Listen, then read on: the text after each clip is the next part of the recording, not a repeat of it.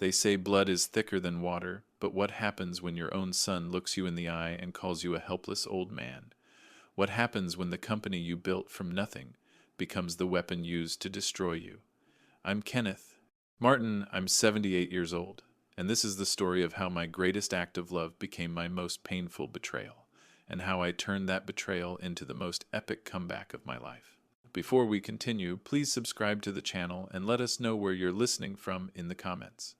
My name is Kenneth Martin, and at 78 years old, I can tell you that building a business from nothing teaches you more about life than any university ever could. As I sit here in my office on the 10th floor of Martin Engineering, looking down at the factory floor, where sparks fly from welding stations and the steady hum of machinery fills the air, I'm reminded of how far we've come. 45 years ago, this company was just me, a rented garage, and a dream to build something that would last generations. The walls of my office tell the story better than I ever could. There's the photo from 1979, when we landed our first major contract with the city of Columbus for water treatment equipment. Another from 1987, when we expanded to our current facility. And my favorite, a picture of my late wife, Margaret, cutting the ribbon when we opened our research and development wing in 1995. She always said I worked too much, but she understood that I wasn't just building a business. I was building a legacy for our son, Michael. That's why last Tuesday evening, as Margaret's favorite pot roast filled the dining room with its familiar aroma, I made the announcement that had been weighing on my heart for months. Michael sat across from me, his wife Jessica beside him, both looking expectant as I cleared my throat and set down my fork. Son, I began feeling the weight of the moment. It's time. This company needs young energy, and I need to trust the next generation. Michael's eyes widened, and I continued. I'm ready to hand over Martin Engineering to you. You've got the education, the vision, and most importantly, you're a Martin. This has always been your birthright. The silence that followed felt like an eternity. Then Michael broke into a smile that reminded me of the boy who used to visit the shop on Saturdays, more interested in the vending machine than the $1 million contracts we were discussing. Dad, I won't let you down, he said, reaching across to shake my hand. Everything you built will continue to grow. Jessica smiled too, though something in her expression made me pause. It was calculating, almost like she was already rearranging furniture in a house she'd just inherited. But I pushed the feeling aside. Every daughter-in-law wants security for her family, and Jessica had always been ambitious. That wasn't necessarily a bad thing. The next morning, I took Michael on what I privately called the Legacy Tour. We started in the machine shop where it all began, now expanded to fill half the ground floor. See that lathe over there? I pointed to a well-maintained, but obviously older machine. That's where I made my first prototype in 1979.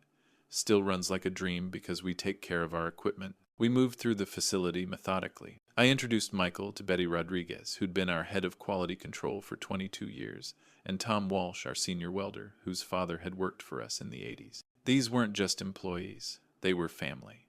They'd celebrated Christmas bonuses and weathered economic downturns together. They'd attended each other's weddings and funerals. The secret to this business isn't just good engineering, I told Michael as we watched Tom perfect a seam on a water filtration housing. It's relationships. Betty there could spot a defect from across the room because she cares about our reputation. Tom takes pride in every weld because he knows our equipment keeps communities safe. You can't buy that kind of dedication.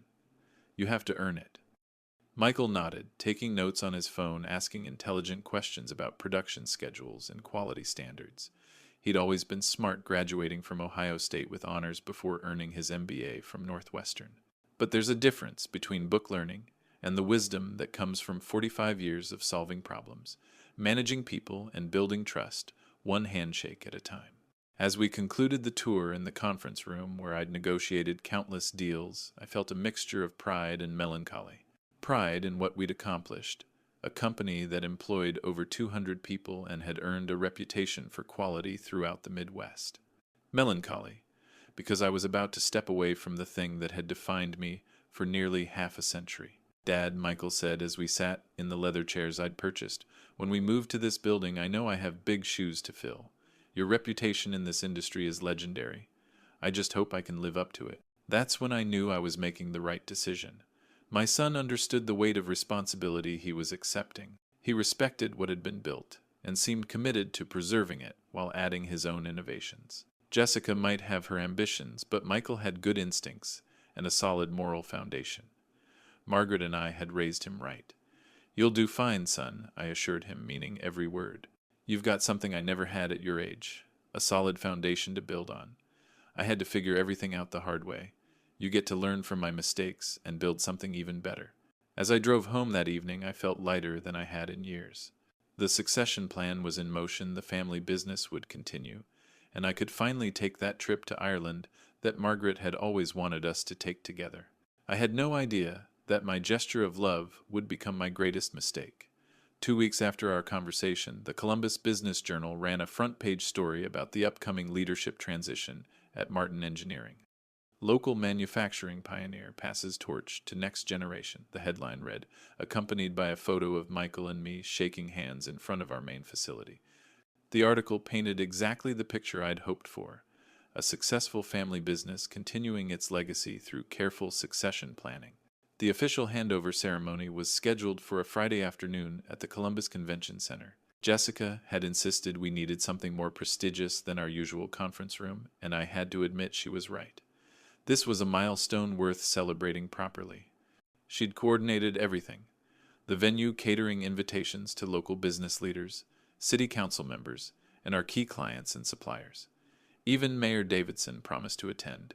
The morning of the ceremony, I stood in front of my bedroom mirror, adjusting the tie Margaret had given me for our 40th wedding anniversary. It was navy blue with thin gold stripes, conservative but elegant. "What do you think, honey?" I asked her, photograph on the dresser. "Think the old man cleans up okay for his retirement party?" The convention center buzzed with activity when we arrived. I recognized faces from every stage of my career. Jim Morrison from Columbus Steel, who'd been our first major supplier. Elena Vasquez from the Water Treatment Authority, who'd trusted a young entrepreneur with her city's infrastructure needs. Even some competitors who'd become friends over the decades of industry conferences and trade shows. "Dad, look at this turnout," Michael said, adjusting his own tie nervously. He looked sharp in his charcoal gray suit, every inch the successful executive. I had no idea so many people would come. "That's what 45 years of honest dealing gets you, son," I replied, feeling a swell of pride. "These aren't just business contacts. They're relationships built on trust and mutual respect." Jessica appeared beside us, radiant in a burgundy dress that probably cost more than some of our employees made in a week. "Kenneth, you look distinguished," she said, straightening an invisible flaw in my jacket. "Are you ready for your big moment?" The ceremony began promptly at 2 o'clock. Mayor Davidson offered opening remarks about the importance of family businesses to Columbus's economic foundation. Then Jim Morrison, serving as master of ceremonies, introduced me with words that made my chest tight with emotion. Kenneth Martin didn't just build a company. He built a cornerstone of our community. When I took the podium looking out at the sea of familiar faces, I felt the weight of the moment. 45 years ago, I had a simple dream: to build something that would last, something that would provide good jobs for good people while serving our community's needs. Today, I'm proud to say that dream has become a reality, and I'm even prouder to pass that responsibility to my son Michael. I spoke about the values that had guided Martin Engineering from the beginning: quality workmanship, fair dealing, loyalty to employees, and service to community. I talked about the challenges we'd weathered together: the recession of '82, the competition from overseas manufacturers in the '90s, the uncertainty after 9011. Through it all, we'd survived because we'd remained true to our principles. But today isn't about the past, I concluded. It's about the future. Michael brings fresh ideas, modern education, and the energy this company needs to thrive in the 21st century. I have complete confidence in his leadership. The applause was warm and sustained. Then Michael took the podium, and I felt a father's pride as he spoke confidently about his vision for the company's future. But as I listened more carefully, something began to trouble me. His speech was polished, professional, but it seemed to focus more on growth and modernization than on the values I'd just emphasized. "Martin Engineering has always been respected for its traditional approach," Michael said, "but tradition alone isn't enough in today's competitive marketplace. We need to embrace new technologies, streamline operations, and position ourselves for aggressive expansion." Jessica beamed from the front row, nodding approvingly at every word. The audience applauded politely, but I noticed some of the older faces in the crowd exchanging glances. Tom Walsh, our senior welder, looked particularly uncomfortable. After the ceremony, during the reception, I mingled with guests who offered congratulations and shared memories.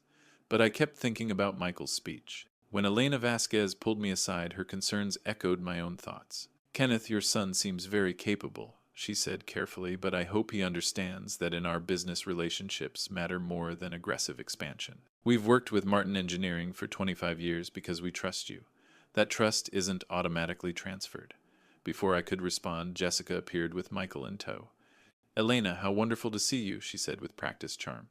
"Michael has such exciting plans for modernizing your account management. You'll love the efficiency improvements we're implementing." Elena smiled politely, but I caught the slight tightening around her eyes. After she excused herself, I turned to Michael. "Son, maybe we should discuss these modernization plans. Some of our long-term clients value the personal touch." "Dad, don't worry," Michael replied, but his tone carried a note of dismissal I'd never heard before. "Jessica and I have researched best practices in customer relationship management. We're going to bring Martin Engineering into the digital age."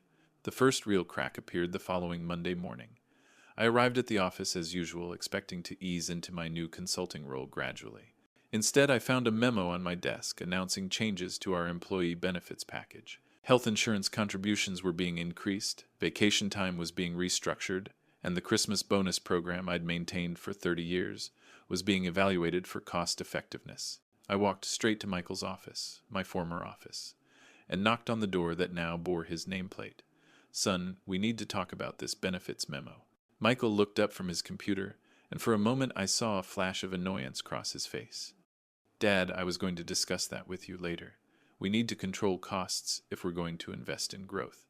These people have been loyal to us for decades," I said, sitting down across from him.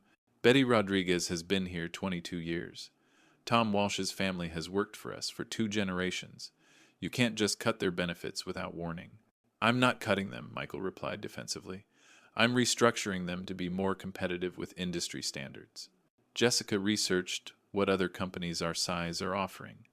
That's when I realized Jessica wasn't just offering advice. She was driving policy. And Michael, eager to prove his independence and impress his wife, was implementing changes without considering their long-term impact on employee morale and company culture.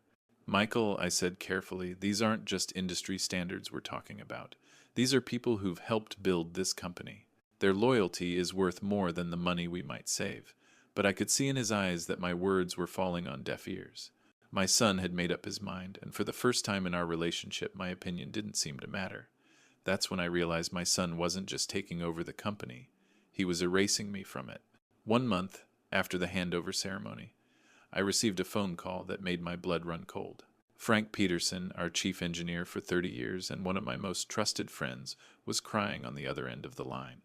"Kenneth, they let me go," he said, his voice breaking. 30 years with this company, and they gave me a pink slip with 2 weeks severance. Said they're restructuring the engineering department for efficiency. I sat in stunned silence in my home office, staring at the photo of Frank and me at last year's company picnic. He'd been like a brother to me, helping me solve countless technical problems over the decades. More than that, he was 6 months away from retirement with a pension he'd earned through 3 decades of loyal service. "Frank, there has to be some mistake," I said, though deep down I knew there wasn't. "Let me talk to Michael. We'll get this sorted out." But Frank's bitter laugh told me everything I needed to know. "Kenneth, your son made it very clear that my old-fashioned methods don't fit with their new vision. He actually said the company needs fresh thinking from younger minds. 30 years of experience, and I'm too old-fashioned." I drove to the Martin Engineering building faster than I'd driven in years, my hands gripping the steering wheel so tightly my knuckles were white. This wasn't just about employee benefits or policy changes anymore. This was about destroying the lives of people who'd helped build our success. Michael's secretary, a young woman I didn't recognize, tried to stop me from entering his office without an appointment. "I'm sorry, sir, but Mr. Martin is in an important meeting. I'm his father and the founder of this company," I said, firmly pushing past her. "This can't wait." I found Michael behind the massive oak desk I'd used for 15 years, reviewing what looked like more termination paperwork. He looked up with obvious annoyance when I burst through the door. "Dad, you can't just barge in here like that." I was in the middle of Frank Peterson. I interrupted, my voice harder than I'd intended. 30 years with this company, and you fire him 6 months before retirement. What the hell is wrong with you? Michael's face flushed, and he stood up defensively. Frank's methods were outdated. His designs were costing us competitive bids, because he refused to embrace new software and materials. We need engineers who can adapt to modern requirements. Frank Peterson designed the water treatment system that's kept Columbus's east side running for 20 years, I shot back. His outdated methods have a perfect safety record and customer satisfaction ratings that your computer programs can't touch. Dad, you're not seeing the big picture, Michael said, but before he could continue, the office door opened and Jessica walked in with the confidence of someone who belonged there. Kenneth, she said, her voice carrying a tone of authority that made my jaw clench. I heard raised voices. Is there a problem? Yes, there's a problem, I turned to face her. My son just fired one of our most valuable employees for no good reason. Jessica moved to stand beside Michael's desk, placing a possessive hand on his shoulder. Frank Peterson was a liability. His resistance to change was holding back the entire engineering department. Sometimes difficult decisions have to be made for the greater good of the company. The casual way she said it, as if Frank's 30 years of service meant nothing, ignited something in me I'd been trying to control. Who do you think you are to make decisions about my employees? This is a family business, not some corporate acquisition you can strip for parts. Jessica's eyes flashed with something cold and calculating. Kenneth, you handed over control of this company. You can't keep second-guessing every decision Michael makes just because you don't like change. I'm not second-guessing, I said, my voice rising. I'm trying to prevent you from destroying what took decades to build. Frank Peterson isn't just an employee. He's family. We don't throw away family when they become inconvenient. Michael stepped forward, looking torn between his wife and his father. Dad, I understand you're upset, but Jessica's right. I'm the CEO now, and I have to make the decisions I think are best for the company's future. Even if those decisions destroy our reputation and hurt good people, I asked, searching my son's eyes for some sign of the values I'd tried to instill in him. Sometimes progress requires sacrifice, Jessica interjected before Michael could answer. You built this company with 1,980 seconds thinking, Kenneth. This is 2024. We can't run a modern business based on sentiment and personal relationships. That's when I realized what was really happening. Jessica wasn't just influencing Michael. She was systematically dismantling everything I'd built, using my own son as the weapon. Michael, I said, ignoring Jessica, completely look at me. Is this really what you want? To be known as the man who destroyed his father's legacy, to fire loyal employees who trusted our family. For a moment I saw uncertainty in his eyes. But then Jessica squeezed his shoulder and his expression hardened. Dad, maybe it's time to let me run things my way. I appreciate everything you've taught me, but I can't keep looking over my shoulder for your approval on every decision. It's undermining my authority with the staff. Those words hit me like a physical blow. My own son choosing his wife's ruthless ambition over the values that had made our family business successful. Your authority, I repeated quietly. Michael, authority isn't something you demand. It's something you earn. Frank Peterson would have followed you anywhere if you'd shown him respect instead of showing him the door. Jessica stepped forward, her mask of politeness finally slipping. Kenneth, you're embarrassing yourself. You handed over the company because you knew you couldn't handle modern business challenges. Now you're trying to sabotage Michael's leadership because you can't accept that your time has passed. The accusation was so unfair, so deliberately cruel that for a moment I couldn't speak. I looked at Michael, waiting for him to defend me, to show some loyalty to the man who'd given him everything. Instead, he looked away. I think Michael said quietly, still not meeting my eyes, it would be better if you step back from day-to-day operations, Dad. Let me establish my own management style without interference. Interference. My 45 years of experience, my relationships with employees and clients, my knowledge of every aspect of the business, all reduced to interference. I looked at my son and his wife standing united against me in the office I'd built and realized I was fighting a battle I'd already lost. Jessica had spent months poisoning Michael against me, convincing him that his father's guidance was actually control, that loyalty was weakness, that tradition was an obstacle to success. I see, I said finally, my voice steady despite the pain crushing my chest.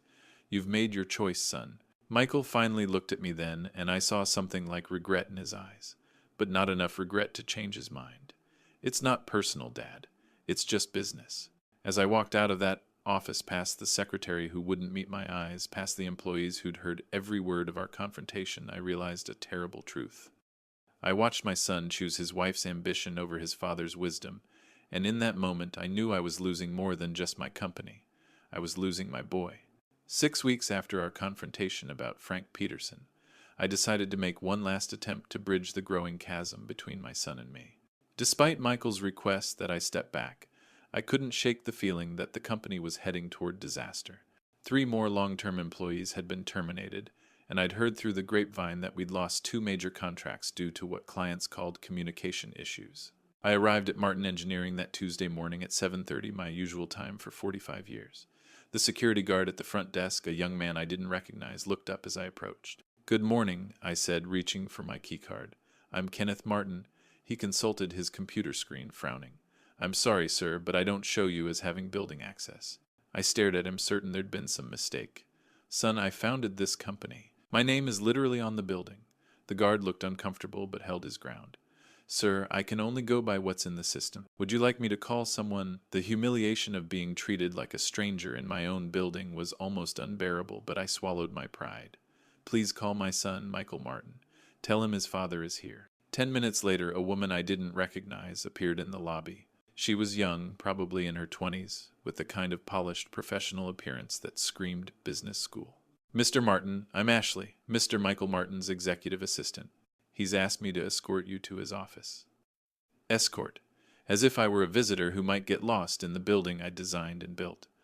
I followed Ashley through hallways, where employees I'd known for years avoided eye contact, their faces showing a mixture of embarrassment and sympathy that made my stomach churn. Michael's office door was closed when we arrived. Ashley knocked twice before opening it. "Mr. Martin is here to see you, sir." I walked into what had been my office for 15 years to find Michael and Jessica sitting on opposite sides of the conference table, papers spread between them like battle plans. They both looked up with expressions that made it clear my arrival was not welcome. "Dad," Michael said, not rising from his chair, "I thought we agreed you'd give me space to establish my own management style." "We need to talk, son," I said, taking the seat I'd occupied in countless meetings over the decades. "The company is in trouble. I've heard about the lost contracts, the employee departures. Maybe I can help." "Stop right there," Jessica interrupted, her voice sharp as a blade. She stood up, moving around the table like a prosecutor approaching a hostile witness. "This is exactly what we're talking about, Kenneth. You can't let go. You can't accept that your time is over." I turned to Michael, hoping to find some trace of the respectful son I'd raised. "Michael, I'm not trying to interfere. I'm trying to help save what we built together." But Jessica wasn't finished. She leaned forward, her hands flat on the table, her eyes blazing with a contempt that took my breath away. "You built this company 40 years ago, Kenneth. This is 2024. Your methods are obsolete. Your relationships are worthless. Your experience is irrelevant." Each word was calculated to wound, and they hit their mark with devastating accuracy. But I'd weathered business storms before, survived recessions and competition, and betrayal from partners. I could handle Jessica's venom. What I couldn't handle was watching my son nod in agreement. "Dad," Michael said, his voice carrying a coldness I'd never heard before, "Jessica's right. You're living in the past. The business world has moved on, and you haven't moved with it." I felt something breaking inside my chest, a pain sharper than the heart attack I'd suffered 5 years earlier. "Michael, I taught you everything you know about this business. The relationships I built, the reputation I earned. That's the foundation you're standing on." Jessica laughed, a sound like breaking glass. "Foundation? You call this crumbling relic a foundation, Kenneth? You're delusional. You're a helpless old man who can't accept that his time has passed." The words hung in the air like poison gas. Helpless old man. After 45 years of building something from nothing, of providing jobs for hundreds of families, of earning the respect of an entire industry, I was reduced to a helpless old man. But she wasn't done. "Look at yourself," Jessica continued, circling me like a predator, "clinging to a company that's outgrown you, trying to relive past glories that nobody cares about anymore. You're embarrassing yourself, Kenneth. You're embarrassing Michael. You're embarrassing all of us." I looked at my son, desperately searching his face for some sign of the boy I'd raised, the young man who'd once looked up to me with admiration and love. Instead, I saw a stranger who'd been poisoned against his own father by a woman who valued nothing but power and money. "Michael," I said quietly, "is this really what you want? To let her destroy everything we built together?" For a moment, I thought I saw a flicker of doubt in his eyes. But then Jessica placed her hand on his shoulder, and whatever weakness he might have felt disappeared. "Dad," he said, not meeting my eyes, "I think it's time for you to go. And I think it's time for you to stay away. Your presence here is undermining my authority and confusing the employees." The betrayal was complete. My own son, the child I'd worked 70-hour weeks to provide for the young man I'd dreamed of passing my legacy to, was banishing me from my life's work. Jessica smiled with the satisfaction of a job well done. There's nothing left for you here, Kenneth. This company belongs to the next generation now. Your generation is over. She walked to the office door and held it open, her message crystal clear. Helpless old man, she said, her voice dripping with disdain. Go away. I stood up slowly, my legs unsteady beneath me. Every eye in the office was on me as I walked toward the door, past the woman who'd systematically destroyed my relationship with my son, past the son who'd chosen her cruelty over his father's love. As I walked through the building toward the exit, I felt the stares of employees who'd once respected me, who'd once sought my advice and valued my judgment. Now they watched in uncomfortable silence as the founder of their company was escorted out like a trespasser. The security guard held the door open for me, his young face showing genuine sympathy. I'm sorry, sir, he whispered. This doesn't seem right. I managed a nod of thanks, but I couldn't speak. If I opened my mouth, I was afraid I might break down completely, and I refused to give Jessica that final satisfaction. I walked to my car in the parking lot where I'd parked for decades, my hands shaking as I fumbled with the keys. As I drove away from Martin Engineering, I caught a glimpse of Michael and Jessica watching from his office window. She had her arm around his waist, and even from a distance, I could see her smile of triumph. At 78 years old, I was homeless in my own life's work, exiled by the son I'd loved more than my own life, dismissed as a helpless old man by a woman who'd never built anything more lasting than her own selfish ambitions. I thought I'd known what betrayal felt like. I was wrong. This was something far worse. This was the complete destruction of everything I'd believed about family loyalty and love. 2 weeks after that devastating morning at Martin Engineering, I hadn't left my house except to buy groceries. The shame of what had happened burned in my chest like acid. Every time I closed my eyes, I heard Jessica's voice, helpless old man, go away. Every time I looked in the mirror, I saw exactly what she'd described. A relic from another era clinging to relevance that no longer existed. My house, once a source of pride and comfort, now felt like a mausoleum. The walls were covered with photographs chronicling 45 years of business achievements. Ribbon cuttings, award ceremonies, handshakes with mayors and governors. Now they mocked me, reminders of a life that had been stripped away in a single morning. I found myself spending hours in Margaret's sewing room, the one space in the house I'd barely entered since her death 5 years ago. Her presence still lingered there, the faint scent of her lavender perfume, the reading glasses she'd left on the small table beside her favorite chair, the photograph of us at our wedding that she'd kept on her desk for 47 years. I failed, honey, I whispered to her picture, my voice cracking in the silence. I failed as a father. I failed as a businessman. I built something I thought would last forever, and I watched it crumble in my hands. Margaret's smile in the photograph seemed to offer the same gentle patience she'd shown throughout our marriage. I could almost hear her voice, Kenneth Martin, you stop feeling sorry for yourself this instant. You've faced worse than this, and come out stronger. But had I? At 78, was there any coming back from this kind of humiliation? Was there any point in trying? The knock on my front door that Thursday afternoon startled me out of my self-pity. I considered ignoring it. I wasn't ready to face neighbors' sympathetic looks or awkward questions about early retirement. But the knocking persisted, followed by a familiar voice. Kenneth, I know you're in there. Open up. Frank Peterson stood on my porch holding 2 cups of coffee from the diner downtown. He looked older than when I'd last seen him, the stress of unemployment evident in the lines around his eyes. Frank, I said, opening the door reluctantly. I'm not really up for company right now. Good thing I'm not company, he replied, pushing past me into the living room. I'm family, and family doesn't abandon each other when times get tough. We sat in my living room, the coffee growing cold between us, as Frank shared what he'd learned about Martin Engineering since our respective departures. The picture he painted was even worse than I'd imagined. Kenneth, they've lost the Henderson municipal contract, Frank said, his engineer's mind organizing the facts methodically. 23 years we've been designing their water treatment systems, and they dropped us because the new engineering team couldn't answer basic questions about maintenance protocols. My heart sank. Henderson had been one of our most prestigious clients, a relationship I'd nurtured since the early 1982nd. What about the Peterson Industries project, I asked, referring to a complex filtration system we'd been developing for a manufacturing plant. Frank shook his head grimly. Canceled. The new team kept trying to cut corners on material specifications. Peterson's safety manager took one look at the revised plans and walked away. Said he couldn't risk his workers' lives on untested modifications. Each piece of news felt like another nail in the coffin of everything I'd built. But Frank wasn't finished. Half the engineering staff has quit, Kenneth. The good ones, the ones with options. They're saying it's like working for a completely different company. No respect for experience, no understanding of client relationships, just aggressive cost-cutting and impossible deadlines. I set down my coffee cup with shaking hands. How long before the whole thing collapses? 6 months, maybe less, Frank said quietly. Unless something changes dramatically. That's when my phone rang. The caller ID showed a number I didn't recognize, but the voice was familiar. Sarah Chen, our head accountant for the past 12 years. Mr. Martin, I'm sorry to bother you at home, she said, her voice tense with worry.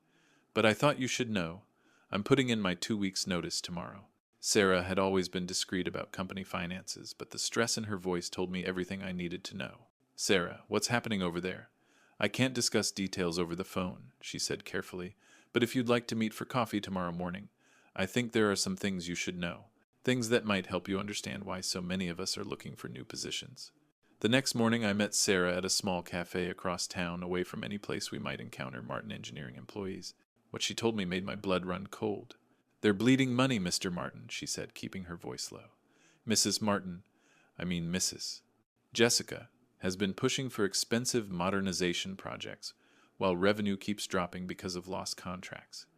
She's convinced Michael that spending money on image consulting and office renovations will somehow attract better clients. What about cash flow? I asked, my business instincts overriding my personal pain. 3 months, maybe 4, before they have to start laying off production workers, Sarah said, and that's if they don't lose any more major contracts. The bank is already asking questions about loan covenant compliance. I sat back in my chair, stunned. In less than 2 months, Michael and Jessica had managed to undo decades of careful financial management and client relationship building. Mr. Martin, Sarah continued, I know this isn't my place, but a lot of us have been wondering. Are you planning to start something new? Because if you are, there are people who would follow you in a heartbeat. For the first time in weeks, I felt something other than despair. Not hope exactly, but something like possibility. That evening, I sat in Margaret's sewing room again, but instead of wallowing in self-pity, I was thinking, really thinking for the first time since the humiliation. You know what, honey, I said to her photograph. Maybe Jessica was right about one thing. Maybe my time at Martin Engineering is over. But that doesn't mean my time in business is over.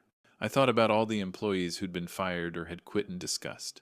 Good people with valuable skills and strong work ethics. I thought about all the clients who'd been disappointed by the new management's approach. Relationships built on trust that had been carelessly discarded.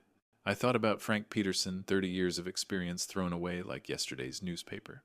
About Sarah Chen watching the company's finances crumble while being ignored by management. About Tom Walsh and Betty Rodriguez, and dozens of other skilled workers who'd given their best years to Martin Engineering only to be treated as expendable. And I thought about Jessica's words, helpless old man, go away. Maybe I was old. But helpless, I stood up and walked to the window, looking out at the garden Margaret had loved, now overgrown and neglected. Like me, it had been written off as past its prime, but underneath the weeds, the roots were still strong. With the right care, the right attention, it could bloom again. At 78 years old, I had something that Michael and Jessica would never have, 45 years of real experience, relationships built on trust and mutual respect, and the knowledge that comes from surviving every kind of business challenge imaginable. I may be old, but I wasn't dead, and I was about to prove it. You know what, Margaret, I said, feeling energy I hadn't experienced in months coursing through my veins. This helpless old man is going to show them what experience and integrity can accomplish. I'm not going to fight for the old company. I'm going to build something better. For the first time since that terrible morning, I smiled. A real smile full of purpose and determination. They wanted me to go away. Fine. I'd go away and build something that would make Martin Engineering look like the amateur operation it had become under their leadership. At 78, I was about to start the most important chapter of my life. 3 months after that humiliating morning at Martin Engineering, I stood in a modest 3,000 square foot warehouse space on the outskirts of Columbus, breathing in the familiar scent of machine oil and possibility. The building wasn't much to look at. Concrete floors, fluorescent lighting, and a loading dock that had seen better days. But it reminded me of where I'd started 45 years ago. It's perfect, Frank Peterson said, running his hand along a workbench that came with the lease. Reminds me of the old days when we actually built things instead of just talking about building them. Sarah Chen was less sentimental but equally practical. The rent is reasonable, the location gives us easy access to our target market, and we're far enough from downtown that we won't accidentally run into anyone from the other place. We'd all taken to referring to Martin Engineering as the other place, as if speaking its name might somehow diminish what we were building here. And we were building something I was prouder of than anything I'd accomplished in decades. The team had come together more easily than I'd dared hope. Frank was the first to commit, of course. 30 years of friendship and mutual respect made that conversation simple. Sarah had given her notice at Martin Engineering the day after our coffee meeting, citing irreconcilable differences in management philosophy in her resignation letter. Tom Walsh, our former senior welder, had joined us after being written up for questioning new safety protocols that any experienced metalworker would recognize as dangerously inadequate. Betty Rodriguez, our former quality control manager, had been restructured out of her position and was eager to work somewhere that valued her 2 decades of expertise. By the time we were ready to officially launch, we had a core team of 7 experienced professionals, all refugees from the new Martin Engineering, all hungry to prove that experience and integrity still mattered in business. I'd named the company Martin Solutions, a deliberate choice that honored my family name while distancing us from the engineering firm that no longer deserved it. Our mission statement was simple: providing innovative water treatment solutions through experienced craftsmanship and personalized service. Everything Martin Engineering used to be before it lost its soul. Our first major opportunity came through a relationship I'd maintained for over 20 years. Elena Vasquez, from the Columbus Water Authority, called me directly, bypassing Martin Engineering entirely. "Kenneth," she said, during our meeting in her office, "we've got a problem with the filtration system at our Riverside facility. It's one of the older installations, and frankly, the new team at your old company doesn't seem to understand the original specifications." I reviewed the technical drawings she provided, recognizing my own design work from 1998. The problem was complex but not insurmountable, the kind of challenge that required both technical expertise and institutional knowledge. "Elena, we can have this fixed within 2 weeks," I told her confidently. "The original design has some built-in redundancies that weren't properly documented. I remember every modification we made during the installation." Her relief was visible. "Kenneth, I was hoping you'd say that." The other company quoted us 6 weeks and wanted to replace components that don't need replacing. Their estimate was 3 times what this should cost. That contract, worth $150, 000, became Martin Solutions' foundation. More importantly, it demonstrated something I'd always believed: relationships built on trust and competence are worth more than any marketing campaign or aggressive sales strategy. Word spread quickly through Columbus's tight-knit industrial community. Within a month, we had inquiries from 4 other municipal clients and 2 private manufacturing companies. Each project built on the last, creating a reputation for reliability and expertise that no amount of modern marketing could manufacture. The most satisfying moment came 6 weeks after our launch, when Jim Morrison from Columbus Steel called with an emergency repair job. "Kenneth, I hate to ask this on short notice," he said, "but we've got a critical filtration system failure, and Martin Engineering told us they can't get to it for 3 weeks. We can't afford to shut down production that long. Jim will have a team there tomorrow morning," I promised. "What's the nature of the failure?" As he described the problem, I recognized it immediately: a design flaw in a system that Martin Engineering had installed just 2 months earlier. The new engineering team had cut corners on material specifications, exactly as Frank had warned they would. "This is going to require some custom fabrication," I told Jim, "but we can have you back online within 48 hours. We worked around the clock to manufacture the replacement components, with Tom Walsh personally overseeing every weld and Betty Rodriguez conducting quality inspections that exceeded industry standards. When we restored Columbus Steel's production line ahead of schedule and under budget, Jim's gratitude was worth more than the $75,000 fee. "Kenneth, this is why we've worked with you for 25 years, he said, shaking my hand, as our crews packed up their equipment.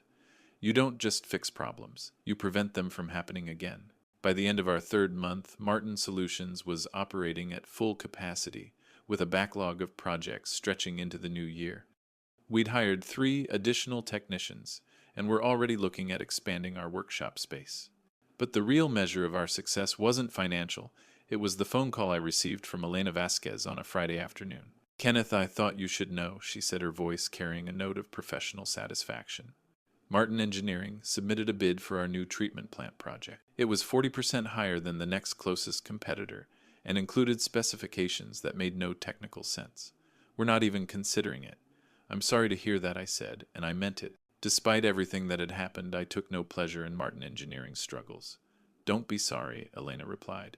"Competition makes everyone better, and frankly, your old company needed to learn that reputation matters more than aggressive pricing. They forgot that we're not just buying equipment, we're buying relationships." That evening, I stood in our workshop watching Tom Walsh train one of our new technicians on proper welding techniques. The young man, fresh out of trade school, was absorbing Tom's wisdom with the kind of respect that had been missing from Martin Engineering's culture. "Mr. Martin," the apprentice said during a break, "Tom tells me you built your first company from nothing." "Is that really true?" I smiled, remembering the eager young man I'd been 45 years ago. "Son, I've built 2 companies from nothing now. The secret isn't having the newest equipment or the fanciest office. The secret is surrounding yourself with good people and treating them like family." Frank Peterson, overhearing the conversation, grinned and called out from across the workshop. "And the second secret is never giving up, even when people tell you you're too old to matter." As I drove home that night, I passed the Martin Engineering building, where I'd spent most of my adult life. The parking lot was half empty at 6 o'clock, a sure sign that the long hours and dedication that had built the company's reputation were things of the past. I felt no vindictive satisfaction, only a quiet confidence that I'd made the right choice. While I was building something new, my old company was struggling to survive under leadership that valued appearance over substance, shortcuts over quality, and profits over people. At 78 years old, I'd proven that experience and integrity weren't obsolete. They were exactly what the market was hungry for. This helpless old man was just getting started. 6 months after launching Martin Solutions, I stood before our expanded team of 25 employees at our monthly all-hands meeting, looking at faces that radiated the kind of pride and purpose I remembered from the early days of Martin Engineering. We'd outgrown our original warehouse space and moved to a larger facility that included proper offices, a modern conference room, and a workshop that would make any engineer proud. "Ladies and gentlemen," I announced, holding up a letter that had arrived that morning, "I'm pleased to inform you that the state of Ohio has selected Martin Solutions as the primary contractor for the Cincinnati Water Treatment Modernization Project. It's a 2-year contract worth $3.2 million. The applause was genuine and enthusiastic. This wasn't just another contract. It was validation that we'd built something sustainable, something that could compete with companies 10 times our size, based purely on reputation and competence. After the meeting, I was reviewing project timelines in my office when my assistant knocked on the door. "Mr. Martin, there's someone here to see you. He says he's your son." I looked up from my papers, my chest tightening with emotions I'd been trying to suppress for months. "Send him in." Michael walked through my office door, looking like a man who'd aged years in the past 6 months. His usual confident posture was gone, replaced by the uncertain stance of someone who wasn't sure of his welcome. He wore a simple gray suit instead of his usual designer attire, and there were lines around his eyes I'd never noticed before. "Dad," he said quietly, stopping just inside the doorway. "Thank you for seeing me. I wasn't sure you would." I gestured to the chair across from my desk, the same setup I'd had at Martin Engineering, but somehow completely different. "Sit down, son. You look tired." He settled into the chair, fidgeting with his wedding ring in a gesture that reminded me of the nervous boy he'd been before important school presentations. "Dad, I need to tell you something. Actually, I need to tell you a lot of things, but I'll start with the most important one. I was wrong. About everything." I leaned back in my chair, studying my son's face. The arrogance that had marked our last few conversations was completely gone, replaced by something I hadn't seen in years: genuine humility. "Wrong about what specifically?" I asked, keeping my voice neutral. Michael took a deep breath. "About you, about the business, about what really matters." He looked directly at me for the first time since entering the office. "Dad, I let Jessica convince me that your experience was a liability instead of an asset. I let her make me believe that loyalty and relationships were weaknesses instead of strengths." The mention of Jessica's name hung in the air between us. I'd heard through the industry grapevine that their marriage was under strain, that she'd been increasingly isolated as Martin Engineering's reputation continued to deteriorate. "And what changed your mind?" I asked. Michael's laugh was bitter. Reality. Cold, hard financial reality. We've lost 60% of our client base in 6 months. Half our experienced employees have quit. The bank is threatening to call our loans. And everywhere I turn, people are asking me why I can't be more like my father. He paused, running his hands through his hair. Do you know what Jim Morrison told me last week? He said, "Your father built relationships that lasted decades. You've managed to destroy them in months." That's when I realized I wasn't running a business. I was dismantling one. I felt a mixture of sadness and vindication. Sadness for the pain my son was experiencing, vindication that the principles I'd spent a lifetime developing still mattered. "Michael," I said carefully, "I understand you're going through a difficult time, but what exactly are you asking of me?" "I'm asking for your help," he said simply. "Not to save the company. I think it might be too late for that. I'm asking you to help me understand where I went wrong, how I can learn from this disaster, how I can become the kind of man and businessman you tried to raise me to be." The vulnerability in his voice reminded me of conversations we'd had when he was young, when he'd come to me with problems that seemed insurmountable to his teenage perspective. But this was different. This was a grown man acknowledging that he'd made fundamental mistakes, and asking his father for guidance. "Son," I said, choosing my words carefully, "I failed you too. I was so focused on building a business that I forgot to teach you the values that should guide that business. I showed you how to make money, but I never really taught you why integrity matters more than profit." Michael looked surprised. "Dad, you didn't fail me. You gave me every opportunity, every advantage. I'm the one who threw it all away because I was too proud to listen to your advice." "Pride," I repeated. "Yes, I understand something about pride. It's what kept me from reaching out to you these past months, even when I heard about your struggles." We sat in comfortable silence for a moment, two men who'd hurt each other, trying to find a path toward healing. "Dad, I know I have no right to ask this," Michael said finally, "but is there any way we can start over? Not in business necessarily, but as father and son, I want to learn from you. I want to understand what you've built here, how you've managed to create something so successful so quickly." I looked at my son, really looked at him, and saw past the failed executive to the boy who'd once followed me around the workshop asking endless questions about how things worked. That boy was still there, buried under months of bad decisions and misplaced priorities, but still there. "Michael," I said, "I've learned something important these past months. Success isn't what you build, it's who you lift up along the way. If you're serious about learning, about really understanding what it means to run a business with integrity, then yes, we can start over." The relief in his eyes was unmistakable. "Thank you, Dad. I know I don't deserve another chance, but I promise I won't waste it. There's one condition," I added. "This isn't about saving Martin Engineering or competing with what I've built here. This is about you learning to be the kind of leader people choose to follow, not because they have to, but because they respect and trust you." Michael nodded eagerly. "I understand. I want to earn that respect the way you did." As he prepared to leave, I asked the question that had been weighing on my mind. "What about Jessica? How does she feel about this conversation?"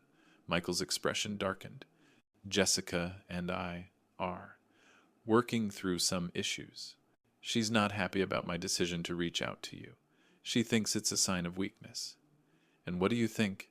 "I think," Michael said slowly, "that asking for help when you need it is actually a sign of strength. Something I should have learned a long time ago." After he left, I sat in my office thinking about the conversation. This wasn't the dramatic reconciliation that movies are made of, but it was something more valuable. It was the first honest conversation my son and I had shared in years. I thought about Jessica, isolated and bitter as her influence over Michael waned. I felt no satisfaction in her downfall, only sadness that someone so intelligent had chosen manipulation over genuine partnership. But mostly I thought about second chances. At 78, I'd been given the opportunity to rebuild my professional life. Now perhaps I was being given the chance to rebuild my relationship with my son. It wouldn't be easy. Trust once broken takes time to repair. But for the first time in months, I felt hopeful about the future. Not just for my business, but for my family. The true victory wasn't defeating my enemies. It was becoming the person I was meant to be, and helping others do the same. 1 year after that tentative conversation with Michael in my office, I stood at the podium of the Columbus Chamber of Commerce, looking out at an audience of business leaders, entrepreneurs, and community members who had gathered for their annual Excellence in Business Awards ceremony.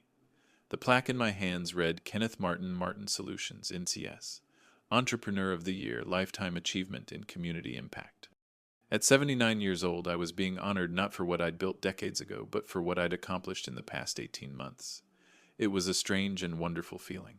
When I started Martin Solutions, I told the audience I thought I was just proving a point, that experience and integrity still mattered in business.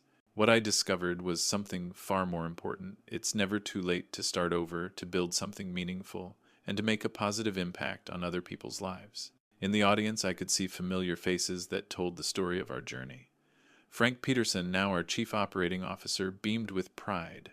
Sarah Chen, who'd become our CFO and was pursuing her MBA in evening classes, gave me an encouraging nod. Tom Walsh sat with his son, a recent engineering graduate, who'd just joined our team as our youngest employee. And in the third row, Michael sat with his teenage daughter, my granddaughter Emma, who was visiting from college. He'd been working with me for 8 months now, not as an employee, but as an apprentice, learning the business from the ground up. It was slow going, rebuilding trust and teaching him the values I should have instilled years earlier, but we were making progress. Martin Solutions now employed 53 people and had become one of the most respected engineering firms in Central Ohio.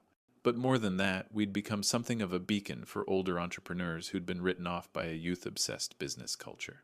The most rewarding part of this journey, I continued, hasn't been the financial success. It's been the opportunity to mentor others who thought their productive years were behind them.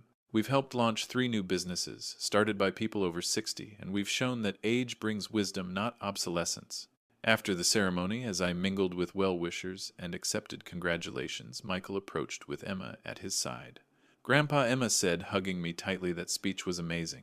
Dad's told me all about what you've accomplished, but hearing you talk about it, I'm so proud to be a Martin. Looking at my granddaughter, bright, confident, full of possibilities, I felt a deep satisfaction that had nothing to do with business awards or community recognition. This was what legacy really meant, not buildings or bank accounts, but values passed down through generation. Dad, Michael said quietly after Emma had gone to congratulate Frank Peterson on his recent promotion, I want you to know that these past months have been the most educational of my life. Not just about business, but about what it means to be a man of character. Our relationship was still healing, still complicated by years of misunderstanding and hurt. But it was real now, built on honesty rather than expectation, on mutual respect rather than obligation. What about Martin Engineering? I asked. It was a question we'd been dancing around for months. Michael's expression grew somber. The bank foreclosed last month. Jessica and I were getting divorced. She's moving to California, says Columbus has too many bad memories. He paused, then added, I can't say I'm sorry to see her go. I finally understand how much damage her influence caused. I felt no satisfaction in Jessica's departure, only sadness for the waste of it all. She was an intelligent woman who'd chosen manipulation over partnership, who'd valued appearances over substance. In the end, her shallow approach to relationships had left her isolated and bitter. I'm sorry your marriage didn't work out, I said, and I meant it. But I'm glad you've found your way back to the values your mother and I tried to teach you. It's not too late, is it? Michael asked. To build something meaningful with my life, I smiled, thinking of all the second chances I'd been given, all the opportunities to start over and do better. Son, I started my most successful business at 78. Trust me, it's never too late to become the person you're meant to be. Later that evening, I sat in Margaret's sewing room, now my study, looking through photo albums that chronicled not just my business career, but my life. Pictures of Margaret and me as young newlyweds, of Michael as a boy, of family vacations and Christmas mornings, and ordinary moments that had seemed insignificant at the time, but now felt precious beyond measure. You know what, honey, I said to Margaret's photograph, which now sat on my desk beside awards and commendations that would have impressed me greatly a year ago, but now seemed less important than the relationships they represented. I finally figured it out. Success isn't what you accumulate, it's what you contribute. It's not about being remembered for what you built, but for who you helped build themselves. I thought about Frank Peterson, whose expertise was now being valued and respected again. About Sarah Chen, who was discovering leadership abilities she'd never known she possessed. About the young engineers we were training who were learning that craftsmanship and integrity weren't old-fashioned concepts, but timeless principles. I thought about Michael slowly learning to lead with humility rather than arrogance, to value relationships over transactions. About Emma, who was studying environmental engineering and talked about joining the family business after graduation, not out of obligation but out of genuine excitement about the work we were doing. And I thought about myself, a man who'd been dismissed as a helpless relic, but had discovered that his most productive and meaningful years were still ahead of him. The phone rang, interrupting my reflection. It was Elena Vasquez from the Water Authority. "Kenneth, I hope I'm not calling too late," she said, "but I wanted you to be the first to know. The EPA has selected Martin Solutions as a model company for their new sustainable engineering initiative. They want to feature your work in a national case study about innovation in environmental technology."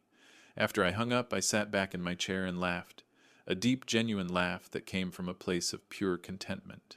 At 79, I was still learning, still growing, still building something that mattered. I'd spent most of my life believing that success was about creating something that would outlast me. Now I understood that true success was about creating something that would outlive me by living on in the people I'd touched, the values I'd shared, and the example I'd set. Age doesn't make you obsolete. It makes you valuable in ways young people can't understand yet. Experience isn't a liability. It's the foundation upon which wisdom is built. And it's never, ever too late to start over and get it right. At 79 years old, I finally understood what success really means. It's not what you build for yourself, but what you build in others. It's not the legacy you leave behind, but the lives you lift up along the way. And that understanding, more than any business achievement or community award, was the greatest victory of my life. Life has a way of teaching us its most important lessons when we least expect them. At 78, I thought my story was ending. Instead, I discovered it was just beginning a new chapter.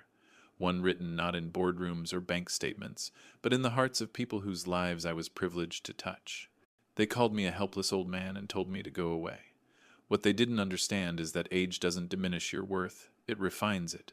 Every gray hair represents a lesson learned, every wrinkle, a challenge overcome every year, a testament to resilience and wisdom that can't be taught in business school or downloaded from the internet. The greatest revenge isn't destroying your enemies. It's becoming so successful, so fulfilled, so genuinely happy that their opinions become irrelevant. True victory isn't about winning the battle. It's about discovering you were fighting for the wrong things all along. If you're listening to this and you've been told you're too old, too set in your ways, too much of a relic from another era, remember this. Your experience is not a liability. It's your greatest asset. Your age is not a limitation. It's a qualification. And it's never ever too late to start over and build something beautiful.